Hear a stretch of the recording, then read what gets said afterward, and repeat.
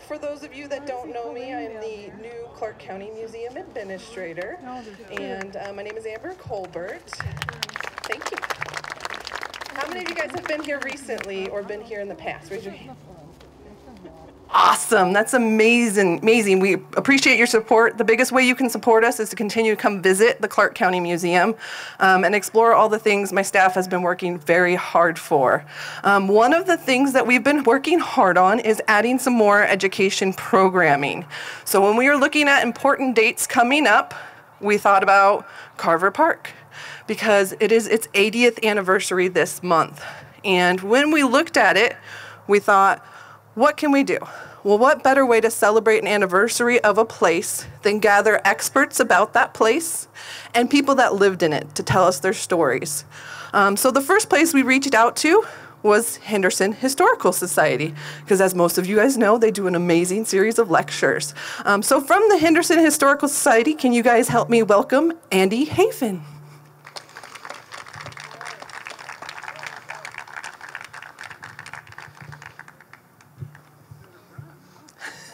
Yeah, we have a long walkway. You can always get your steps in here. Sounds good. Well, thank you, Amber, and thanks to the Clark County Museum. We are certainly delighted. I'm not sure how much we helped out with this partnership, but we got here and everything was set up, and it's so great. Great evening and great weather. So I also would like to welcome everybody out, and as I always do, I make this shameful request. We need members for the Henderson Historical Society. We've made it very easy. If you're not a member, get on our website. Right in the top right-hand corner, you can click on membership, and then things just fall right in line. You can even use a credit card. It's $25 membership and up, depending on your interest. A couple of things that you get with that membership, of course, as Amber said, we have our Henderson Speaks events. And honestly, I'm bragging when I say this, but they have been quality events with people. And in fact, Claytee was with us at our last one. People get really educated and know about their history of this community. Actually, you can go down to Goldcasters. They'll put in a battery in your watch for $4.99, I believe, if that's not right. And the Human Being Coffee, a 15% discount, just showing your membership. We hope to have more of these things to come, too. Another thing that we're working on is with Councilman Seebach. We are looking to put plaques around the community, and high on the list, Claytee, will be Carver Park. So I think that's in the works. Jim has gone with redevelopment, and I think you'll see more of that as time comes too. So again, welcome, and I'm going to turn now this to Commissioner Jim Gibson. Thanks, Andy. How many of you lived in Carver Park? So there's a good representation. However, how many of you had friends who lived in Carver Park? See? So as it turns out, we know that during a period of segregation, we had groups of people that were segregated from the rest of everyone, except that we all had friends who lived all over this community. And I went to school at Park Village. I started at Basic Elementary, ended up at Park Village for a couple of years, and then when they opened Valley View Elementary, which is C.T. Sewell today, I moved to that school, and some of you were in each or all of those schools too. And the terrific thing that we can say about Henderson, I think this is my experience, and I'm guessing it was yours too. We knew where black families lived, for instance, right? But they were in our classes. We played sports with them. Mom would take me to practice and pick up my friends. We went everywhere together. We did things together. And so our experience with segregation here was a little different from what it was in many other places. I mean, I don't see anybody doing this. I think we kind of experienced it that way. So Carver Park was right across the street from Valley View. That's where I ended up living. And there was a guy named Royal Ream. Some of you will remember. Do any of you remember Royal Ream? So Royal had a market, and it was in Carver Park. And we knew the Ream family, and he talked my mom into opening an account. Not my dad, my mom. And so we would, Mom would go over there and buy a few things every now and again, or go to Safeway or Prime Meats. Those were the places you could go over the course of our lives, and charge it. So she would just sign for it. And then it occurred to her that she could send her eldest over, who could just sign for it. And so she talked me into going over and doing that. And then I had friends who I was playing with when I would get an assignment to go pick something up at the Carver Park Market. And so they would go with me, and of course, that was work. They needed to be compensated for that. So, and they figured they needed to be compensated. So they would go around the store and pick up an ice cream or a popsicle or something, and they would bring it up, and then I would just sign for it. And it was really fun for 1 month. And then my dad entered the picture, and he found out that my mom had a charge account at the market, and that she was assigning me to do some of the grocery shopping. And I was taking my buddies who helped me pack the stuff back. Why shouldn't they have been rewarded for that? And on occasion, we were just over there and we needed a little something. It was a lot of fun. So we were, in this community, we were in and out of Carver Park all of our young lives. And we had friends there that we went to school with, we played ball with, and they were our friends, and some are still around and are our friends. My assignment is to introduce an incredibly talented and accomplished woman. Claytee White is the inaugural director of the Oral History Research Center at UNLV Libraries. And she collects the history of Las Vegas and surrounding area by gathering memories of events and experiences from longtime residents. This is something that is really valuable to us. Isn't it unfortunate that we don't all have pictures we can look at today of the things we did back when I was a kid in Carver Park, so that we would remember everything about it? Well, we had we have a wonderful opportunity this evening to hear from her. Claytee received her Bachelor of Arts degree from Cal State LA. She has a master's degree in American history from the University of Nevada, Las Vegas, and engaged in graduate work at the College of William and Mary. And she told me, don't be reading this whole thing. She's heard it enough times, she doesn't want to hear it again. But I think we need to understand that this incredible woman is somebody who is about preserving real experience and life history. And we're fortunate to have her with us tonight to be a panelist. So thank you very much for being here this evening. Thank you so much. So I really don't consider myself a panelist. I consider myself the moderator, and these two gentlemen are going to do all the talking this evening. I'm going to ask questions, and I'm going to sit back and listen to answers. So can you hear me? Okay, good. So, and I'm going to sit back and listen to all these great answers and learn along with you. So I'm going to introduce my two panelists tonight. First, I'm going to introduce you to James Joseph Balk, as you know him as JJ.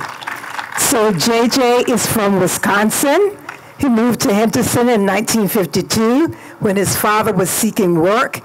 His father found work at both the test site, but first at BMI. They lived in Carver Park. And then Valley View. He attended the town site elementary school, graduated from basic high school in 1958, and then attended UNLV. He has worked most years for Clark County as the public relations director for McCarran Airport. It was during this era that he put together many adventurous trips to places like the Mountain West in Canada and places in Mexico, ski trips to Sun Valley, and a 3-week driving trip in 2 VW vans down to Panama. He retired. That one is too bright in my face. Thank you. Now I can't see. He retired in 1996. Since retirement, he spends winters in Mexico and summers in Idaho. So that is JJ. Let's welcome JJ to our panel tonight. And we have Dr. Ernest Bracey. Dr. Bracey is a retired Army Lieutenant Colonel with over 20 years of active military service. Dr. Bracey has more degrees than I have ever seen. He has 3 master's degrees and 2 PhD degrees. He has a master's in public administration, a master's in international affairs, a master's in business administration. He has a doctorate in public administration. This is from George Mason University, and he has a PhD in education from Capella University, and he did all this before 1999. Amazing, simply amazing. He is now presently a professor of political science, currently teaching American politics and Black American history at the College of Southern Nevada here in Las Vegas. He has published for many, many journals, and his books are numerous. I want you to know that he's now writing and will be published on Carver Park. So we're going to start with him tonight. But his book that I use all the time for my own research is his book about the Moulin Rouge. So if you haven't read that one, read that one before you read the one that he's writing on right now. So we're going to start this discussion tonight with Dr. Bracey. Dr. Bracey is just going to set this up for us. He is going to give us some academic focus, talk about BMI and Carver Park. He's going to give us a historical background. So we're going to allow him to start this and do this in his own way. Thank you very much. Can you hear me? I was just talking to JJ, and he told me that he didn't. Okay. Can you hear me now? How's that? So I was talking to JJ, and I asked him, he said he lived in Carver Park, and I asked him, did he know that Carver Park was designed and developed for African Americans who were working at BMI, and he didn't know that. In fact, a lot of folks who move here from somewhere else, they don't know the history of this place, this town, the city. But from the start, we cannot talk about Carver Park, which was a predominantly Black residential area, unless we mention, and all of you should know this Black man. His name was Paul Revere Williams. He was the Black architect that actually designed Carver Park housing. And also we must talk about, he was a trailblazing Black architect, but we must also talk about BMI, because Basic Magnesium was built in 1941, and it was to provide bullets, planes, munitions for the war effort. The thing that I found interesting is that at BMI, Black folks and white folks worked together. However, at the end of the day, they went in separate directions. The town of Henderson, of course, was founded in 1942, but there was a lot of raw materials, and those materials were important for also the war effort. And the United States Army at that time ordered BMI to be built for that specific purpose, to build components for not only beans and bullets, but also for machinery and weapons, you name it, right? And so Paul Revere, named after one of our famous founders, who was born actually in the 1920s, it was just a fascinating individual. He was not only responsible for Carver Park, but he was also responsible for building homes for people like Frank Sinatra and Desi Arnaz and Lucille Ball. Most people that I've interviewed had no clue about this great black man. Of course, Carver Park also was named after a famous black scientist by the name of course, all of you know him, George Washington Carver, who was an icon of science and biology and agriculture. But one of the things that during my research and interviewing individuals, I found that a lot of folks just don't know that although white Americans were allowed to live in Carver Park, and many of the black families who moved there were not allowed to live in Victory Village, which was where white Americans in this town lived. And I think that was basically because of something called redlining. And for you folks who don't know what redlining is, this is where African Americans were not allowed to live, to associate in these communities where white Americans lived. They were, in other words, they were locked out. I mean, black families were like locked out of these neighborhoods. This is a history that we cannot ignore or pretend never happened, because it did.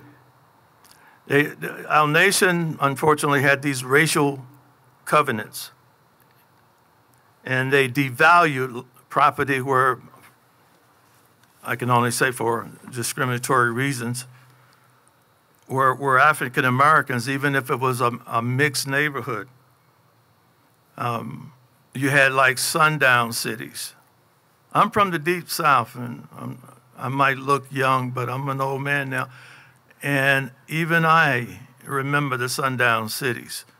And for you folks that don't know what that means that at a certain time, certain place, certain hour of the day, you could not even be in a particular location upon sometimes pain of arrest, harassment, and death.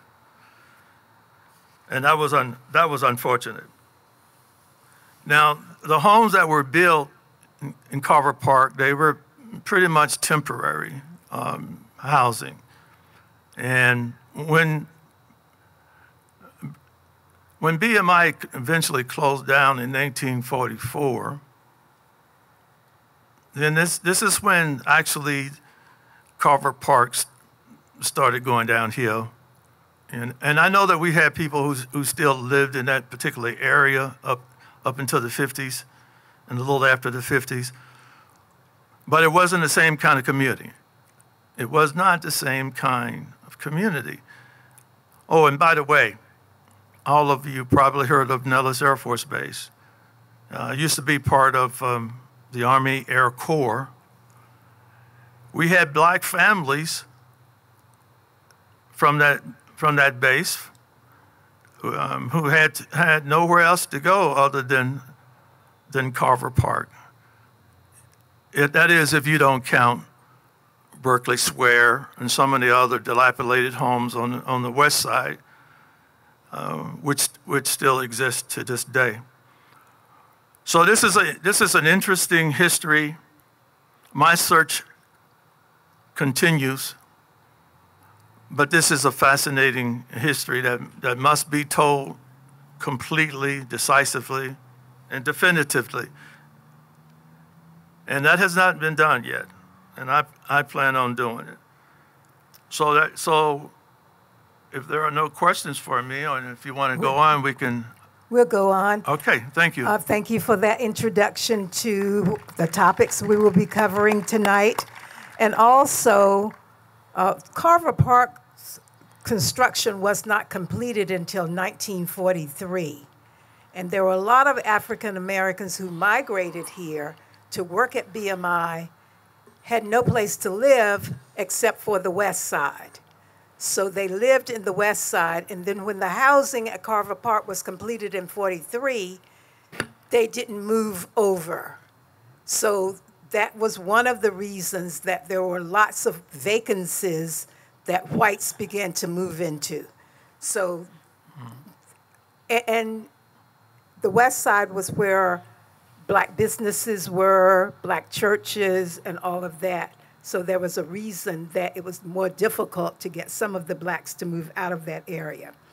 So, JJ, tell me about the significance of Carver Park. Tell me why it was important. I have some prepared remarks here, and hopefully I can dwell upon that during or after. You may start with those remarks if you like. That would be better. Thank you. Okay.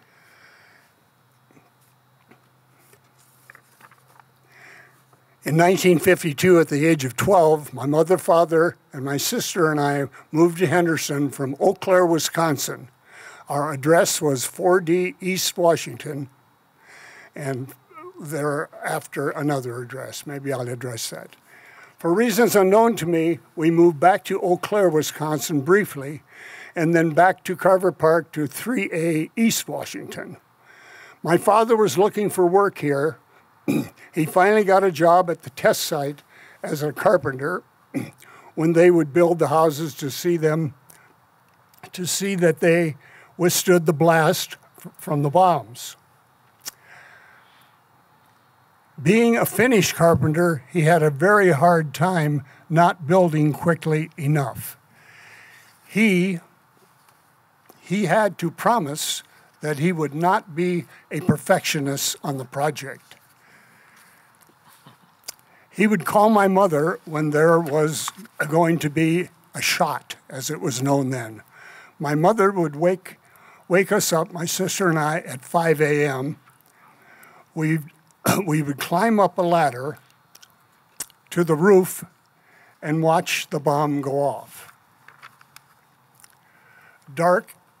As dark as it could be. When they counted to 30 and the ground would rumble, by the time we were going to school that morning, we could see the mushroom cloud. We watched the shot so much that over time became old hat, and we stopped getting up for it. My dad eventually began working at BMI. One day at school, there came a huge fog from the plant. They closed the doors and windows. School buses couldn't move. There were a few plant incidences that were not well explained over the years. We remained in Carver Park until the houses at Valley View were completed. There I lived at 119 Dogwood with my sister, mother, and father, and I graduated from basic high school in 1958. My mom made a money down payment she had saved in a cookie jar. She worked at Victory Village Market, where we were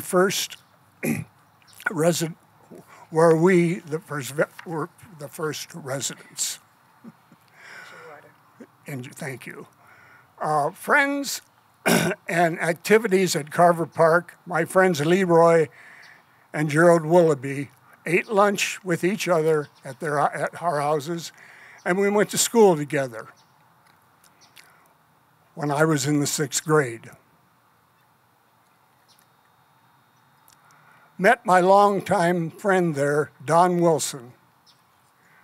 Rode the school bus together to the Townsite Elementary City Hall, where it now sits. I would hitchhike to Lake Mead all the time to swim. would also hitchhike to Las Vegas to sneak in to the hotel pools and swim. Hitchhike to the El Dorado Days parade and sell pop and snacks. I was a paper boy delivering the Sun, the Review Journal, and the Henderson Home News. I graduated from Basic High School in 1968. We were the second class to attend Basic when it moved to Van Wagenen, where Burkholder Junior High is now. Thank you. Fond memories of watching the World Series in our history classes on the TV our teachers would bring to class.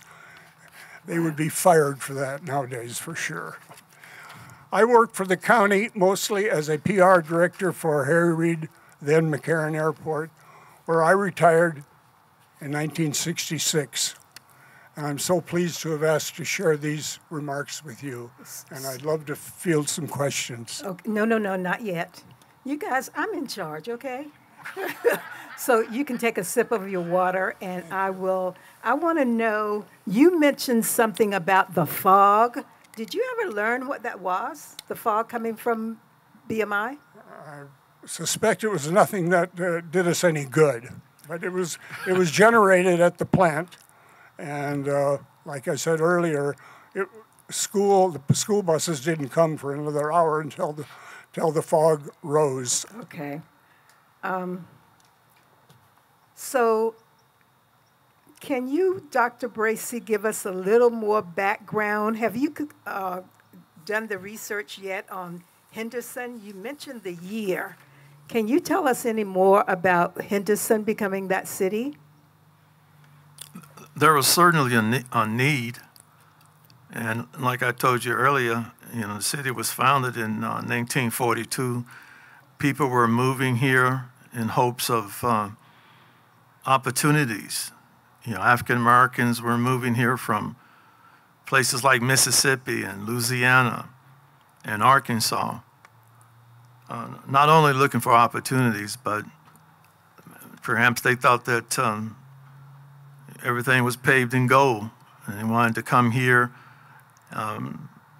so that their families could be educated, you name it. And of course, white Americans had the same idea, right? Yeah, but you mentioned something earlier, which is very true.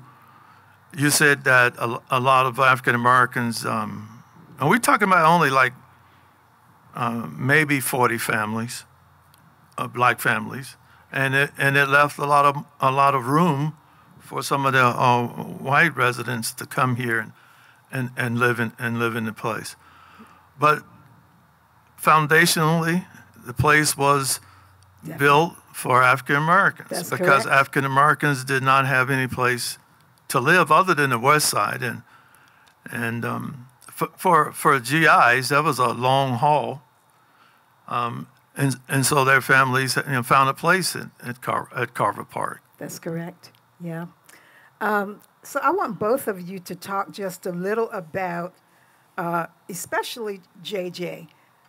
I want to know, when you moved into Carver Park, describe to me what it was like for black families living in Carver Park. You can talk about the white families as well, but I'd love to know about the black families. As I mentioned earlier, I had no idea that the black people supposedly weren't in the same level. And as I mentioned earlier again, we interacted and played and ate at one another's houses frequently. And so it never occurred to me that there were a distance between we whites and we blacks. Okay.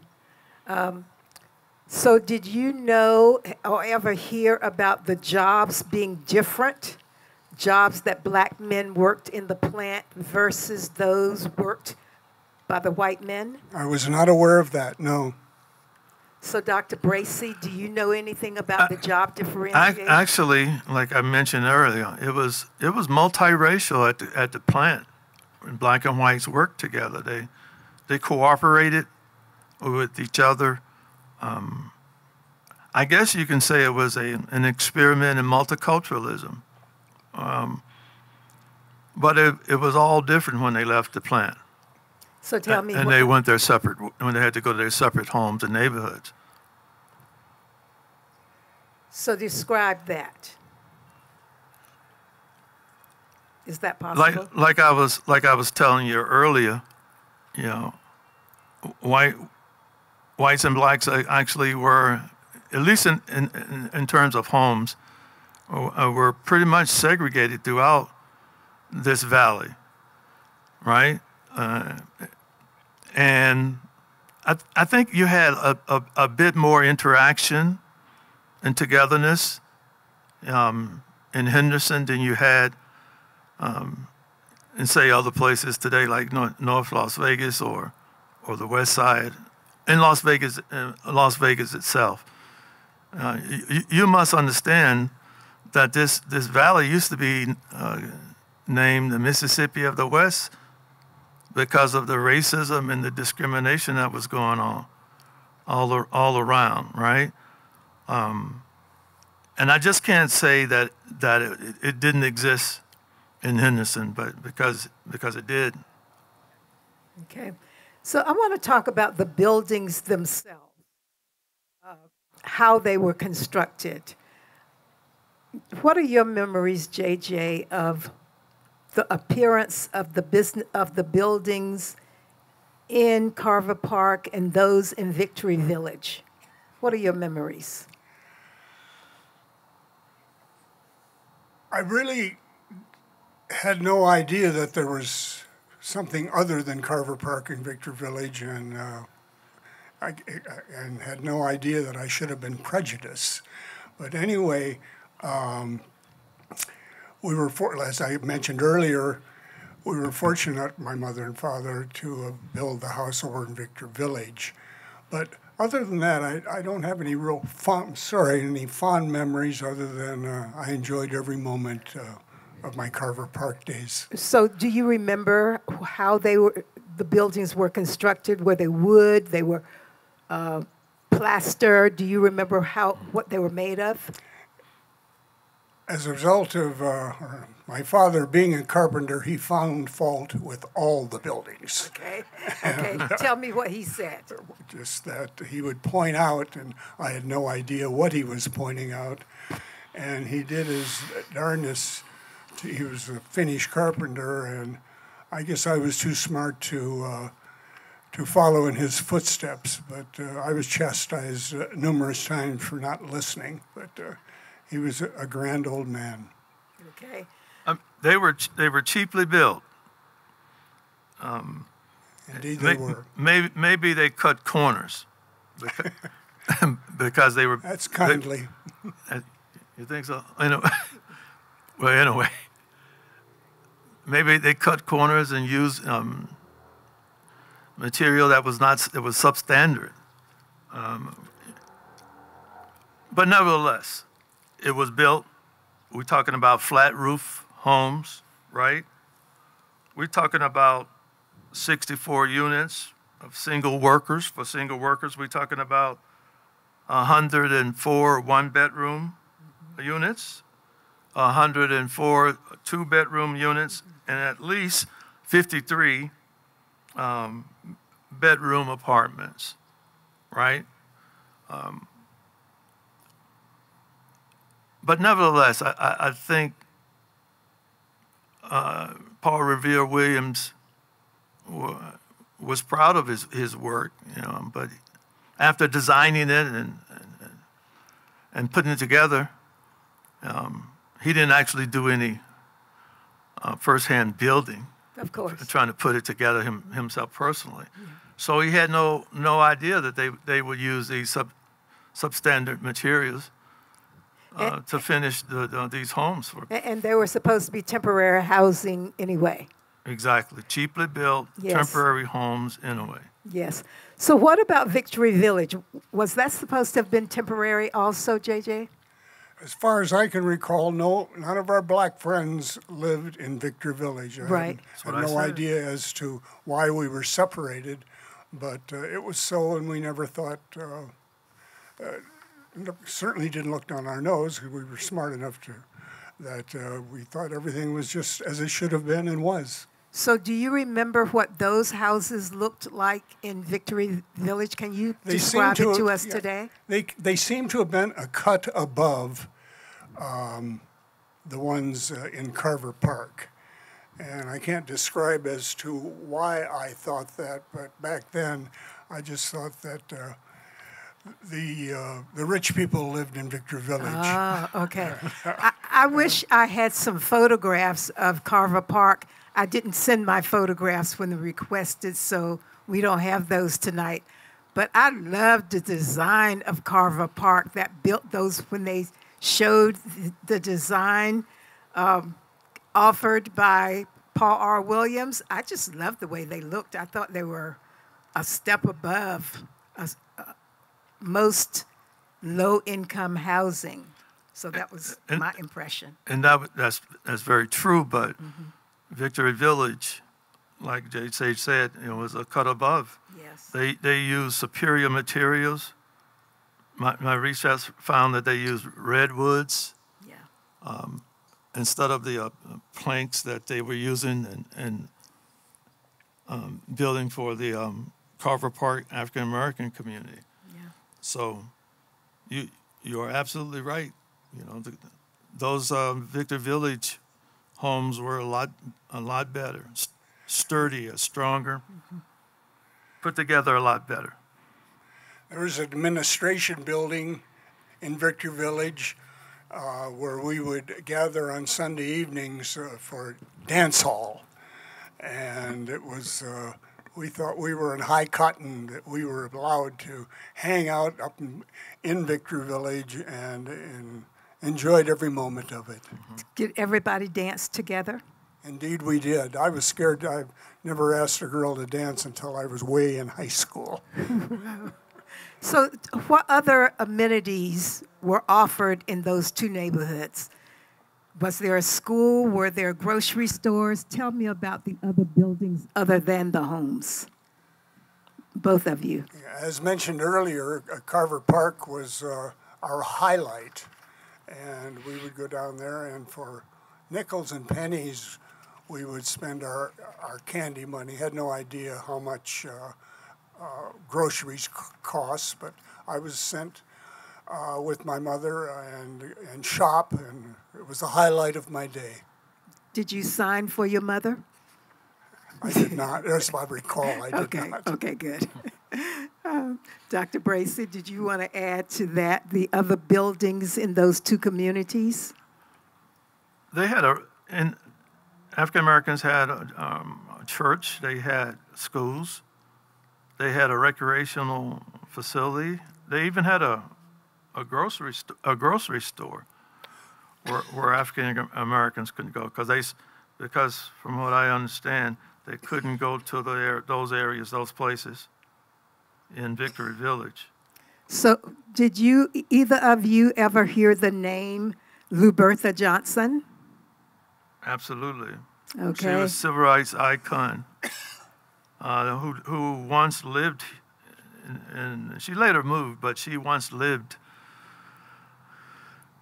in Carver Park. And if I'm not mistaken, she later on moved to Berkeley Square. Yes. On the west side, where a lot of famous local African Americans live, like the first dentist, the first black doctor who lived there also.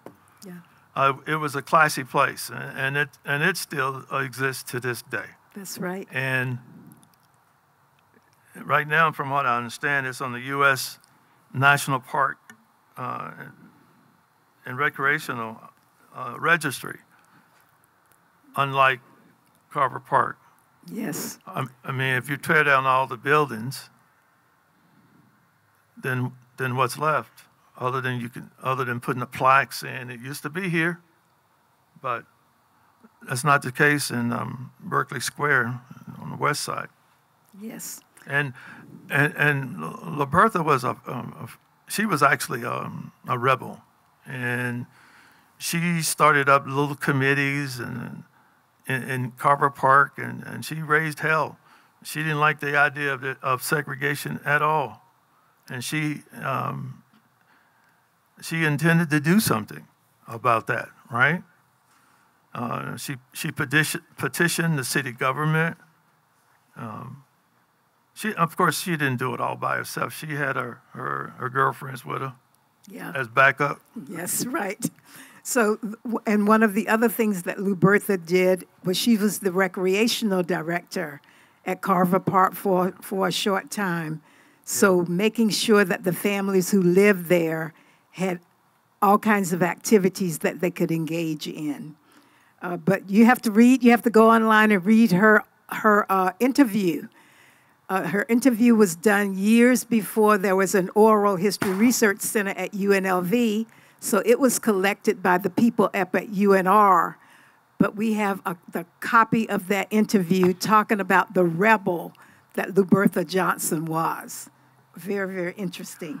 If I could just interject one more thing. Sure. You know, I don't know if you have ever been to Berkeley Square, but it's a lovely, still to this day, a lovely place. And I'm very pleased that it got the U.S. National Park Service's National Registry. But I think that Carver Park has a place. It deserves more reverence than it's actually getting, because most folks who come here don't have a clue about this area, this place. I agree. So that's why I take people on tours when they come. So Berkeley Square was not designed until 1954. First black doctor moved in 54. First black dentist came here in 1955 and moved into Berkeley Square. And the reason we're talking about Berkeley Square is because it was also designed by Paul R. Williams. Yes. So the same architect. And for you folks that don't know, the late Dr. Charles West was the first doctor, and Dr. James McMillan, who I personally met before he died, was the first black dentist. And he had a thriving business, and it was very much integrated. He had a lot of white clients, and that was before the town integrated. I'm talking about Las Vegas. Yes, and I heard that he could also implant. He could do tooth implants even back in the 1950s and 60s. Yeah, he did a lot. He was a surgical dentist. Yes. So Rick is not here tonight, but Rick said something to me the other day that I want to ask JJ about. Rick said something about a slab party. What is that? It must have been after or during Carver Park, the buildings were never erected. And we would gather there for whatever reason and play basketball, and it was a place to gather other than in our front yards or by the school. I forgot to mention earlier that we in the 6th grade we were practicing how to protect ourselves from the bomb, and we would get out of our chairs and get beneath our desks and believe that we were safe from when the bomb was going to come, and we just laughed about it, and obviously it never came. But I remember it vividly, teacher asking us to get out of our chairs and get beneath them. So today at UNLV, we had an earthquake alert. And they told us to get out of our chairs and get under our desks. It's carried on. Yes, yes. I didn't do that because I lived for 22 years in Los Angeles, so I know what to do when an earthquake comes. So that's what I think anyway. I think that we have covered most of the topics and themes that we wanted to cover. So, Dr. Bracey, any other comments that you'd like to make before I open the floor? Yeah, we need to talk about why African Americans ultimately left, for the most part, Carver Park. Okay. When the jobs dried up at Basic Magnesium, a lot of the Black Americans felt like there was no need to be here anymore, so they packed up and went to the West Side and other places there. It was hopelessness for them and some desperation. And I'm not trying to overstate this, but what would you do? There's no more jobs. There's no more money coming in. So their next option was to do these menial jobs and at the casinos, not only at the Strip, but in other places where they had casinos in this valley, because that was the best jobs that they could get. And of course, they didn't pay as much as the workers and the employees at BMI. And then, beginning in the 1950s, a lot of them went to work at the test site. So tell me what happened to Carver Park. You tell me. I just recall that we moved up a notch or two in Valley View, but I still interacted with my my other friends from Carver Park, including Gerald and Leroy Willoughby, and went to school with them. And I don't recall if either of them graduated with me from Basic, but it was a delightful time interacting with them, their mothers and fathers, my mothers and fathers. So So you were at the new housing area. Correct. But you did not hear what happened to Carver Park? I just recall that we must have been rich, and those were the poor people that lived in Carver. So, but were you aware when it was taken down? I was not.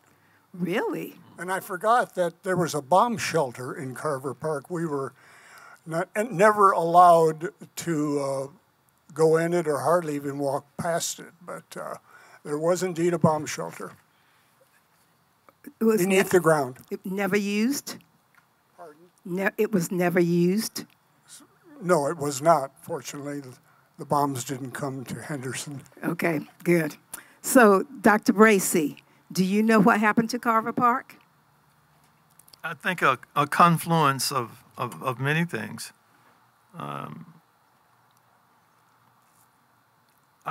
Perhaps they didn't want African Americans to live there anymore. I said perhaps. Maybe they lost faith in the place itself.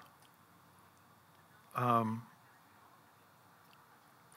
think it was more or less the fact that they couldn't find jobs that could, decent jobs that could feed their families. So why was it demolished? Yeah, I was going to say that. I was going to say that they wanted the place ravaged, if you want to put it that way, so that they could further develop the land for other things, other than housing and neighborhoods. So I think this is a good time that we could allow people from the audience. I see a person standing up, waving their hands. So one moment, we're going to bring a mic to you. And by the way, I can't, okay, good. Now I can see a little. Partly what happened, dads and moms got jobs, the plants began excelling, and the dads were now making a little bit more money. For example, our big deal was we got to move to a house we were renting on Tungsten Street. That's the only reason we left Carver Park. for no other reason. And I think that there were an awful lot of people that were in the same situation. The moms and the dads got better jobs. They were making a little bit more money. And that's pretty much what happened to a lot of people. We were lucky. So do you remember when it was demolished? No, but I have a story. Please. I have a story to share with you. Yes, I would like it. If you'd like. Yes. And tell us who you are, because we can't see that well. My name is Becky Lamprey Grismanauskas. Yeah. So Becky, it is possible. Oh my God, Debbie, hi. We'll talk to you in a minute. Okay, you guys Anyway, talk to Becky later. Okay, I'm going to tell you a story. So Okay, my good. family moved here in 1949. My dad was at the old Las Vegas Air Base, and my mother's brother, my Uncle Roy, drove 6 kids and my mother and a dog to Henderson. And we stayed at Carver Park. So I told you the little story about us going to Tungsten Street. Well, meanwhile, Carver Park was being demolished. So we're up at my mom's house up on Federal Street, Federal and Lincoln, kind of a coincidence. And we were all doing the holiday thing and drinking and having a great time, playing music and singing. And somebody, and I think it was one of the Carducci's, came in the house and said, hey, did you guys know that they've just about completely torn down Carver Park? We knew it was in the process, but we didn't know they were that close. So Ernie and I, my brother Ernie, looked at each other and we said, anybody want to go with us? And everybody said no. So him and I got in his Jeep and drove over to Carver Park. I was in law enforcement at the time, so I wouldn't do anything illegal. So we went up to a security guard and said, can we take a sign? He said, have at it. So we did.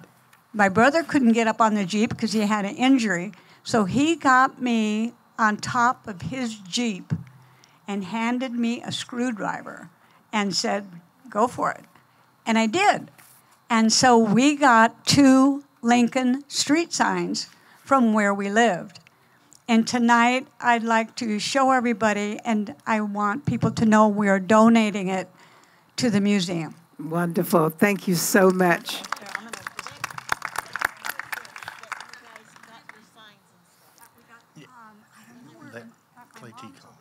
So, do I have, okay, so here on the front row, I have a hand. Is this on? So, yes, give us your name first. My name is Colleen McGinty. We moved to Henderson in 1954. I was one of the newcomers. We did not live in Carver Park or Victory Village, but when we got married, my husband and I did, because that's where all the young married people live. I think Carver Park and Victory Village were probably taken down about the same time. I mean, it wasn't that they were tearing Carver Park down because it was African American. They just got rid of the whole area. And I wanted to touch on 2 other things. First of all, the slab party. Yes. Where the old administration building was in Victory Village, when they tore all the buildings down, they left the slabs there for many years from both Carver Park and Victory Village. And someone said, well, we should go have a dance at the old administration building again, which of course was gone. So some industrious people went and swept it off, and parked their motorhomes so they could point, we could have some light shining on it. And someone brought music and we went and danced. Now, by this time, we're all in our 60s, 70s. Wow. And we had we did that for about 3 years. We had dances at the slab party. The city, we never got in any trouble for it. The city didn't seem to care. I think they thought these old people won't hurt anything. So how large was the slab? Well, it was the administration building. There was enough. It was a main room, had some smaller rooms. It was also DMV. It was everything. Okay. And that's where we went to get our driver's licenses. They made you drive up and down one street in Victory Village and then gave you your license. So it wasn't a big building at all. But when we had our dances there when we were teenagers, it was a hot, sweaty little room, and we just loved it. Oh, wonderful. One other thing I'd like to say, at one of the other Henderson Speaks get-togethers, they talked about why we had blacks that came to, is it okay to say blacks, or should I say African American? Either. Either one? Either one. Okay. And it was all a labor problem. There weren't enough workers during the war. They were actually paying black workers from the South to come here. And then after the war, of course, white people came home and wanted those jobs again. I don't remember exactly how that all worked out. I mean, I wasn't there, I don't know. But I do know, being a union member, that they said the last fight between the AFL and the CIO before they joined was at the plants in Henderson.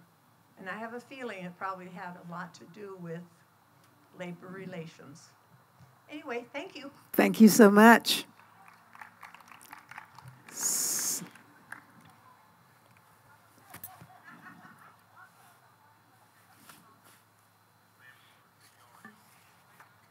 Can you hear me? Yes. Okay. My name is Janelle Hahn. My family moved here in 1945. I spent most of my life in Henderson, and I retired from Clark County in about 1996. And when I retired, I was the social service director for Clark County. You asked about Carver Park. Carver Park was built out of cinder blocks, a fourplex. They were well constructed. They were small. They had one air conditioning unit, I think, that fed all of the 4 units. And I think Victory Village was almost a replica. I don't know about the air conditioning unit. We had swamp coolers.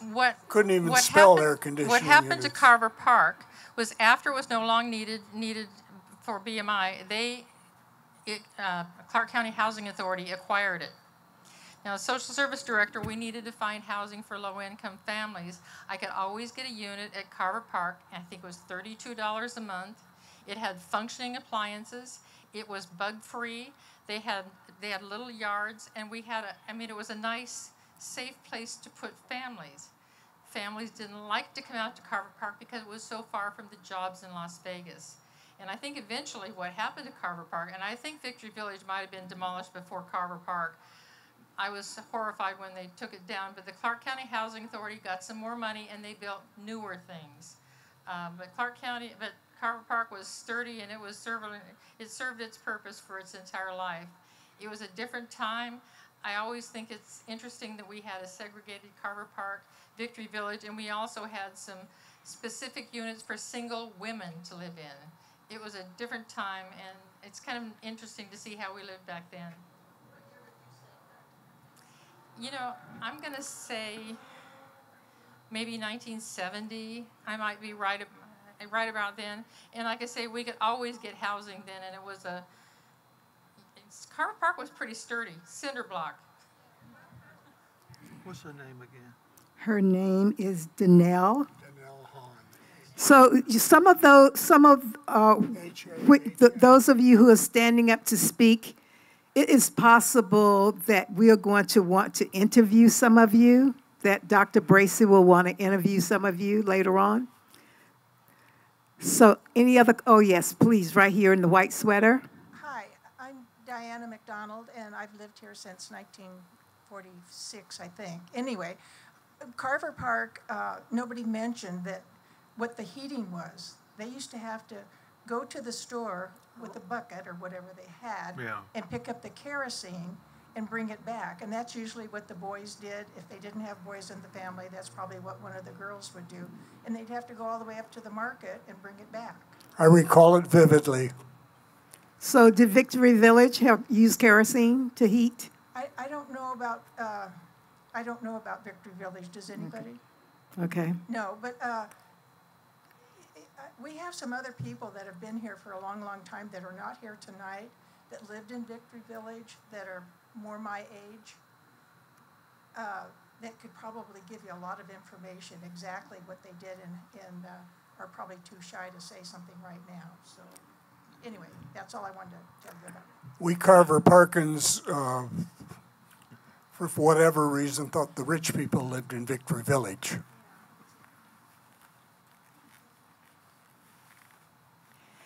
Hi there, Janet Bremer, retired school teacher from CCSD. My question is, were all of the units in Carver Park rentals?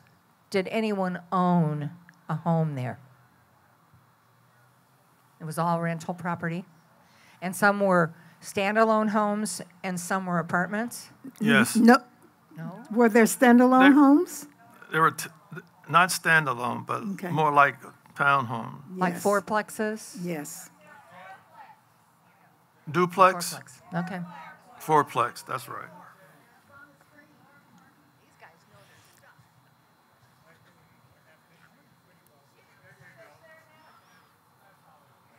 Hello, my name is Sharon Vincent Scupa.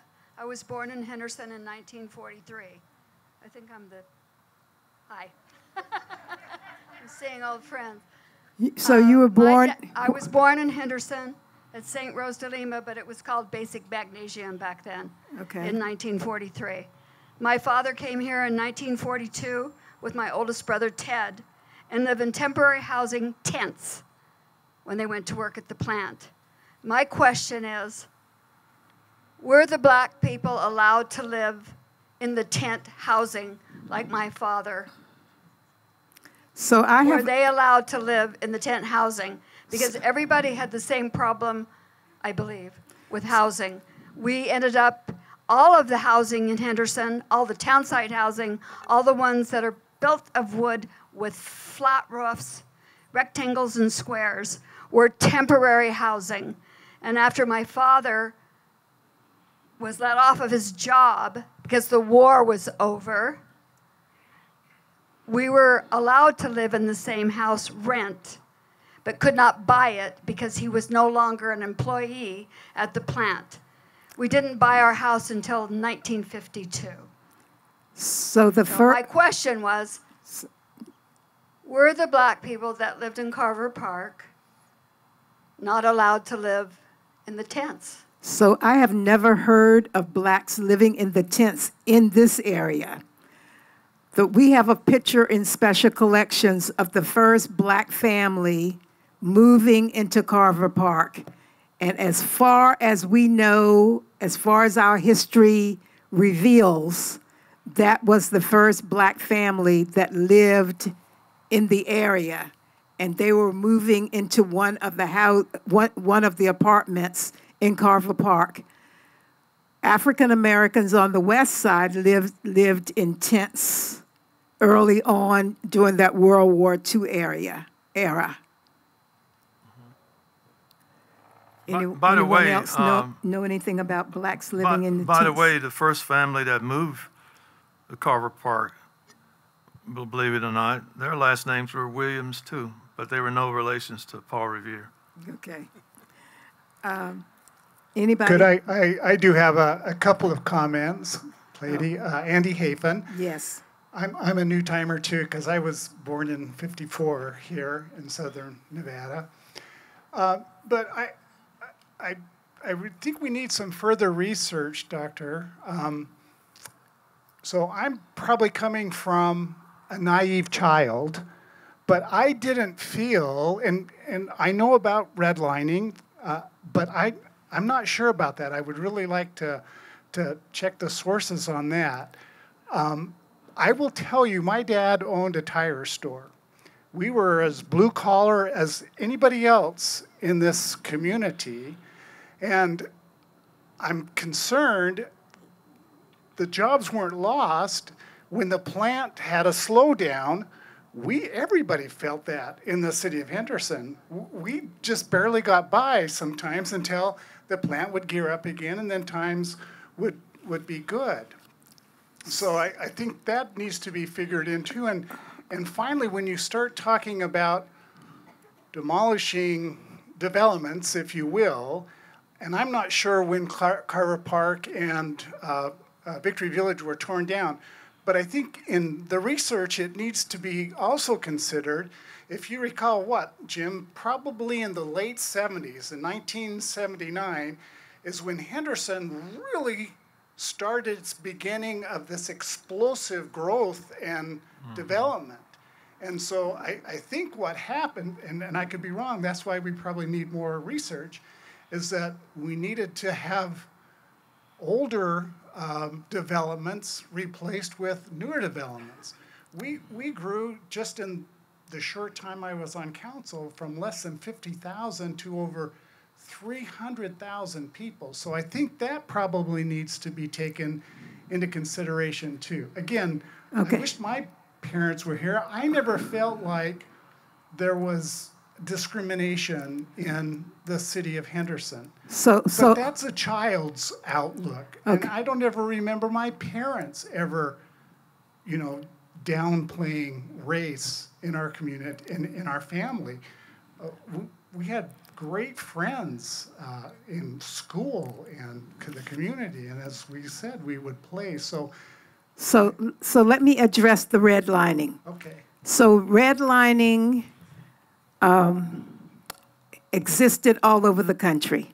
As a matter of fact, I just heard a report today that there is a city in Florida that is now being investigated for redlining, one of the banks there. Just like a bank in Los Angeles was found guilty of redlining about 3 months ago. But in 1938, the FHA began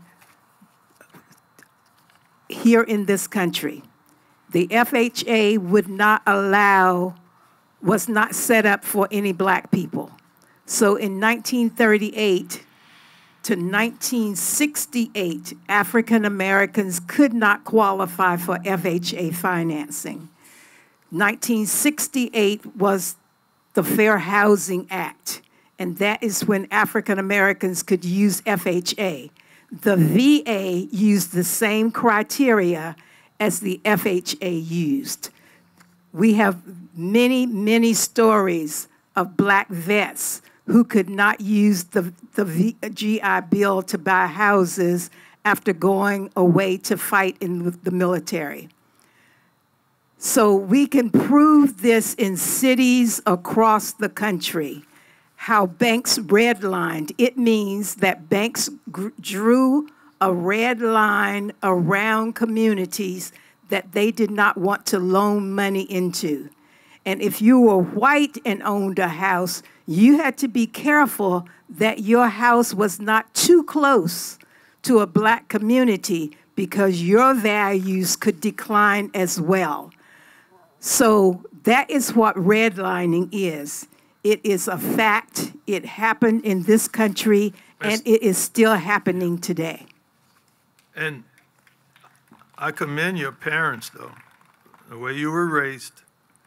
But just because you don't experience it, it doesn't mean it doesn't happen.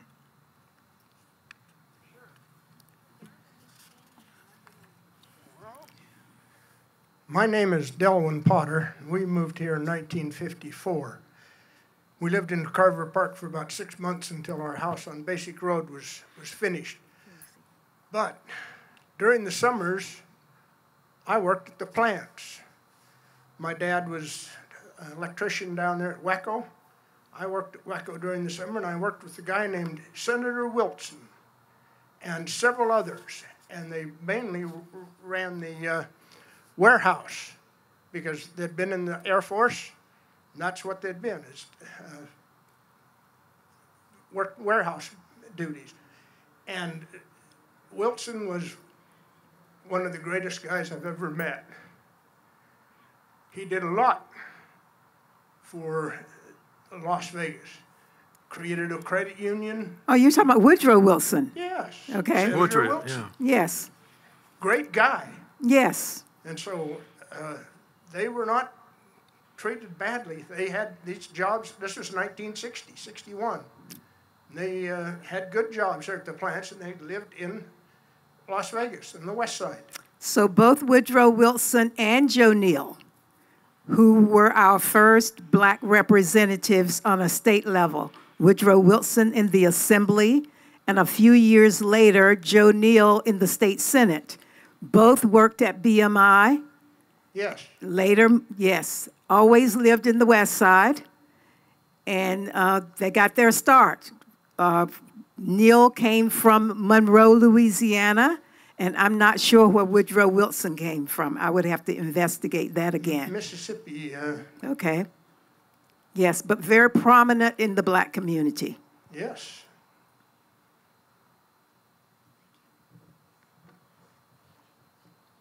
So I can't see who's raising their hand because right now we don't have light in front of us.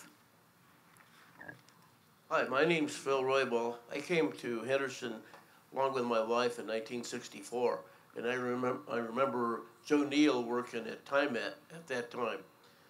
Not BMI, but TIMET itself. And there was several black folks that worked there. A couple of my friends still in the West Side, but they came with the Air Force and relocated here after that. The question I need to ask is, where do we dovetail in the workers that worked on the dam and lived in tents to where with the building of the Carver Park and all, and the folks that you say lived in a tent city during the finishing of the buildings? So Hoover Dam, Boulder Dam was built in 1931. A lot of people, all of those people who migrated across the country, especially when the Great Depression started in 1929, because the dam was already approved by Congress in 1928. So people began to flock to that area, not this area, to an area closer to the dam. People began to flock there, and they lived in tents and shacks for a very long time. It wasn't until 1930 that the federal government hired the first round of workers. Now, the work on the dam didn't start until 1931, but they hired the first round of workers in 1930. It was either 1,000. The other day I heard 2,000, first time I'd ever heard 2,000. But the federal government began to pay the workers before the work began. And they all lived in those tents and shacks as Boulder City was being constructed. Boulder City did not allow blacks to live in the city. So only 44 blacks were hired on the Boulder Hoover Dam during that 4 years of construction. And they drove back and forth from that downtown area for that work on the Hoover Dam. Downtown area in Las Vegas? Yes, downtown area in Las Vegas. There was no Henderson at that time. There was no Carver Park.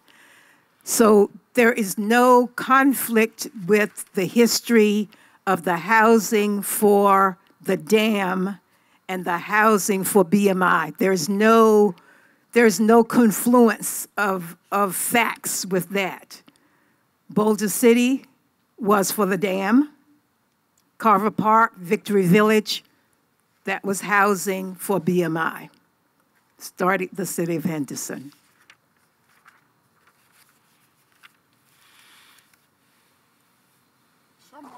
Someone was kind enough to bring a Carver Park sign, Lincoln Street or Lincoln Avenue. They brought it up. Street. And for many years, someone brought a Carver Park street sign for me, which I put in front of my house. It lasted maybe a week. Someone got off with it. Wow, too bad. That's too bad. This is Delwyn Potter again. Boulder City, those homes were built for the workers there when they finally got them there. All of the government employees, all of the Bureau of Reclamation employees. Henderson, there was houses built for the people, the salaried people at the plant also. They built, all that town site was built, and about the same time as Carver Park and Victory Village. Okay. But it's for BMI, had nothing to do with the dam.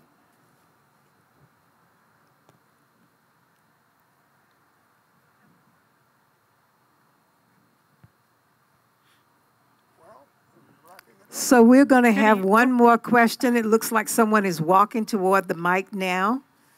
Good evening. I just wanted to say there's a little bit of a confluence between Boulder City and Henderson and BMI, and that is after the dam was constructed, the power that came from the dam, as well as the water, helped supply BMI. Exactly. BMI had to have water and the manganese ore in order to make the chemical necessary to build all those war materials.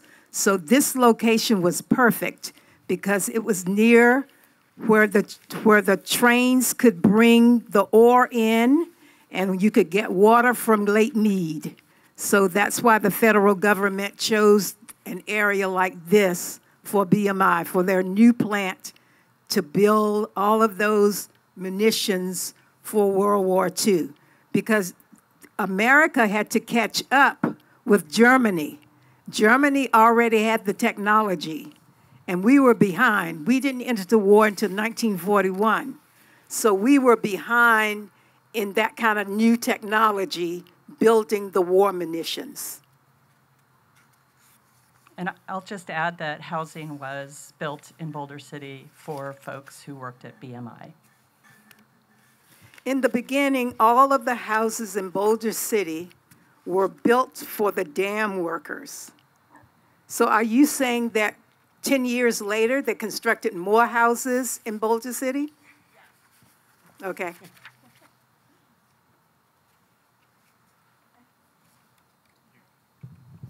I might point you to, there's a historic resource study in the city, in Henderson's, in the city of Henderson's files on historic structures and resources in Henderson. And there's a really good discussion about housing in Henderson, and then a tiny connection to Boulder City regarding housing for the BMI facility. So, gentlemen, any other comments you'd like to make before we? I'm so pleased that you asked me to share some of my stories. I reflect back now like I'm still in Carver Park. Wonderful. Dr. Bracey, any Yes, ending comments? Yes, I would like to really thank you for inviting me and for giving me some clues and some ideas on how to strengthen my research on Carver Park. So, I do know that the great Paul Revere Williams, he lived in an area where the color of a man's skin was a serious problem for some people. But he was able to overcome that. And he was the first black man to ever be inducted into the Architectural Hall of Fame. And he should be remembered, not only in this little valley of ours, but I think he should be remembered as a great black man all over the world. So I have to tell my favorite story about Paul Williams. So Paul R. Williams was this great architect that most of us don't know enough about today. And he worked at a time in our history where you couldn't sit beside a white client. So he had to make sure that he was always across the desk if a white person came in for a draft of design. So he taught himself how to draft upside down as quickly as most architects could draw right side up. That was his way of keeping white clients and not having to touch them. So I thank you for having this panel discussion tonight. I think it is amazing. I think this was a perfect night to have it outside. So I thank you so much for doing this.